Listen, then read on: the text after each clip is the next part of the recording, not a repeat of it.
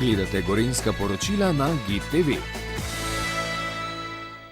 Na Celovškem sejmu seveda ne gre brez slovenskih stojnic, na njem se predstavljate tudi vi, Katja, kako ste zadovoljni?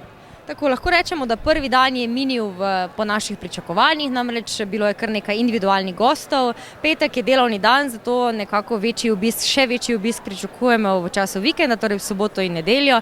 Takrat je tudi klasičen dan za obiske v skupina društev in vseh teh, bi rekla, bolj skupin pravzaprav, ja.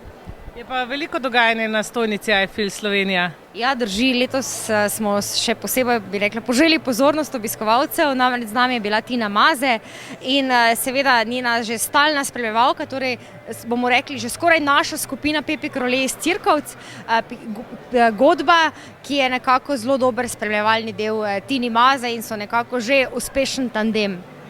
Kakšni so posebni predstavitveni sejemski sladkorčki, kaj predstavljate? Danes predstavljamo najstarejše slovensko mesto, predstavljamo ga v kombinaciji z vinom in festivali, torej stalnica v ptujski turistični ponudbi.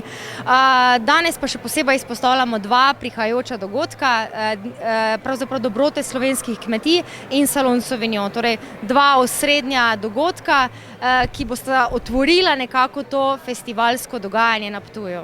Se pravi, prav je, da sežemo tudi čez meje.